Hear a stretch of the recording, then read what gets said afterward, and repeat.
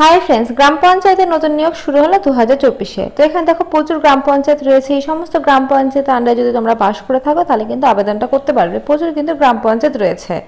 তো ফার্স্টে একটা কথা জানিয়ে রাখি যে যারা মহিলা অর্থাৎ যারা বিবাহিত বা বিবাহ বিচ্ছিন্ন তারাই কিন্তু এখানে আবেদনটা করতে পারবে, আদার্স কিন্তু কেউ পারবে না। তো ফার্স্টে তোমাদেরকে জানিয়ে রাখলাম যে যারা বিধবা অথবা যারা ডিভোর্সি বা যারা বিবাহিত তারাই কিন্তু এখানে আবেদনটা করতে পারবে। তো চলো নোটিশটা পড়ে তোমাদেরকে শুনিয়ে দিই নোটিশে কি বলেছে। আচ্ছা, তো ফার্স্টে আমি তোমাদেরকে দেখিয়ে দিচ্ছি অ্যাপ্লিকেশন ফর্মটা। এই হচ্ছে অ্যাপ্লিকেশন ফর্ম। এই ফর্মটা তোমাদের সুন্দরভাবে ফিল আপ করতে হবে। কিন্তু দেখো ফার্স্টে তোমাদের নাম, তারপরে তোমাদের স্বামীর নাম অথবা তোমরা বাবার নাম দিতে পারো, তোমাদের ডেট অফ বার্থ, তারপরে গ্রাম, থানা, জেলা, আধার কার্ড নাম্বার, মোবাইল নাম্বার, এই সমস্ত কিছু দিয়ে কিন্তু তোমাদের ফর্মটি সুন্দরভাবে ফিল আপ করতে হবে। সুন্দরভাবে ফিল আপ করে কিন্তু তোমাদের অল ডকুমেন্টস অ্যাটাচ করতে হবে। অল ডকুমেন্টস অ্যাটাচ করে একটি খামের মধ্যে ভর্তি করতে হবে। সেই খামের মধ্যে 5 টাকার ডাক টিকিট লাগাতে লাগবে। তো সেই খামের মধ্যে আরেকটা অতিরিক্ত একটা খাম দিতে হবে। আচ্ছা, এই নিয়োগটি কিন্তু তোমাদের হবে মাধ্যমিক পাশের উপরে। মাধ্যমিক পাশ করলে কিন্তু তোমরা এখানে আবেদনটা করতে পারবে। তো এখানে দেখো সম্পূর্ণটা খুব ভালোভাবে বলা আছে। তো চলো এবার কি কি ডকুমেন্টস লাগবে সেটা বলে দিই। তো ফার্স্ট তোমাদের অ্যাডমিট কার্ড দেখো লাগবে, তারপর তোমাদের 5 টাকা ডাক টিকিট যেটা বললাম, মাধ্যমিক পাস কিন্তু লাগবে এখানে। তারপর তোমাদের বলেছে দেখো আধার কার্ড। তো এই সমস্ত ডকুমেন্টস কিন্তু তোমাদের লাগবে এই ফর্মটি ফিল আপ করার জন্য। তারপর যে তোমার ডিভোর্সি সেটার কিন্তু প্রমাণপত্র লাগবে। ST/SC থাকলে সেটার কিন্তু কাস্ট কার্ড দিতে পারো। তো এই সমস্ত ডকুমেন্টস দিয়ে কিন্তু তোমাদের ফিল আপ করতে হবে, প্লাস এগুলো কিন্তু তোমাদের ফর্মের সঙ্গে দিতে হবে। তো ফর্মটা হচ্ছে এইটাই, এই ফর্মটা ফিল আপ করতে হবে। তো চলো এবার তোমাদেরকে আমি দেখিয়ে দিই লাস্ট ডেটটা কবে আছে, কত তারিখ পর্যন্ত তোমরা আবেদন করতে পারবে।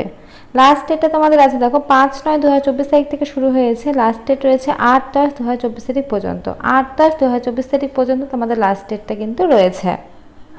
11টা থেকে বিকেল 5টার মধ্যে তোমাদের জমা করতে হবে। ছুটির দিনগুলো কিন্তু বন্ধ থাকবে, দেখো এখানে বলা আছে। আর কোনো রকম যদি ফর্মে ভুল হয়, যে প্রথম ফর্মটি ভুল হয়েছে তোমরা সেকেন্ড ফর্মটি জমা দিবে, তাহলে সেই ক্ষেত্রে কিন্তু দুটো ফর্মই রিজেক্ট করে দেওয়া হবে।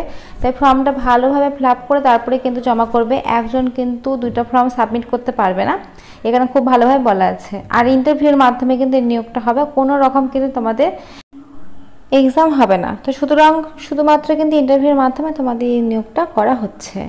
তো এখানে সবটা কিন্তু বলা আছে, দেখতে পাচ্ছ পরপর। তো এখানে দেখো আরও ভালো করে কিন্তু বলা আছে তোমাদের যে সমস্ত ডকুমেন্টস লাগবে দেখো। আর অবশ্যই কিন্তু ভোটার কার্ডের যে ক্রমিক নাম্বারটা সেই নাম্বারটি কিন্তু তোমাদের লাগবে। ভোটার কার্ডের ক্রমিক যে নাম্বারটা সেই নাম্বারটা কিন্তু তোমাদেরকে দিতে হবে।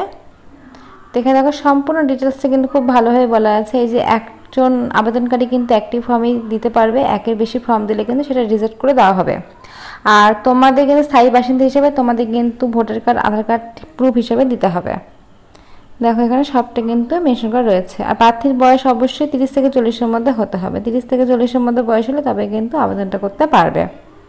আর এখানে বলে দিয়েছে দেখো 1 নম্বরে বিবাহিত, বিধবা, আদালত কর্তৃক বিবাহ বিচ্ছেদ না, এরাই কিন্তু পারবে, আদার্স কিন্তু কেউ পারবে না। দেখো সবটা কিন্তু মেনশন করা আছে, দেখতে পাচ্ছ। এখানে সবটা সুন্দরভাবে বলা আছে। আশা কর্মী একটা নিয়োগে কিন্তু তোমাদের এটা করা হচ্ছে, অর্থাৎ আশা কর্মীতে কিন্তু তোমাদের নিয়োগটা করা হচ্ছে। দেখো এখানে অল ডিটেলস লেখা আছে, তোমাদের ঠিকানাটা কিন্তু মেনশন করা রয়েছে। এই ঠিকানায় কিন্তু তোমাদের ফর্মটি পাঠাতে হবে। তো এই ঠিকানা যদি তোমার স্থায়ী বাসিন্দা হয়ে থাকে তাহলে কিন্তু অবশ্যই তোমরা এই ফর্মটি সাবমিট করে দিতে পারো, অর্থাৎ নিয়ে গিয়ে কিন্তু জমা করে দিয়ে আসতে পারো। দেখো নিচের দিকে সম্পূর্ণ ডিটেলসে কিন্তু লেখা আছে। তো আশাকর্মী পদে কিন্তু তোমাদের এই নিয়োগটা করা হচ্ছে, দেখতে পাচ্ছ। এখানে শুধুমাত্র মাধ্যমিক পাস হলে কিন্তু তোমরা আবেদনটা করতে পারবে। দেখো নিচের দিকে তোমাদের দেখো কাকদ্বীপ সমষ্টি উন্নয়ন আধিকারিকরণ, এইখানে কিন্তু তোমাদের নিয়োগটা করা হচ্ছে। তো ফ্রেন্ডস আজকের মতো এইটুকুই। ভিডিওটা ভালো লাগলে অবশ্যই লাইক করো, আর এখন নতুন আপডেট পাওয়ার জন্য চ্যানেলটা অবশ্যই সাবস্ক্রাইব করে রেখো। আর যারা এখনো ফর্ম ফিল আপটা করোনি অবশ্যই কিন্তু ফর্ম ফিল আপটা করো। তো আজকের মতো এইটুকুই, ধন্যবাদ।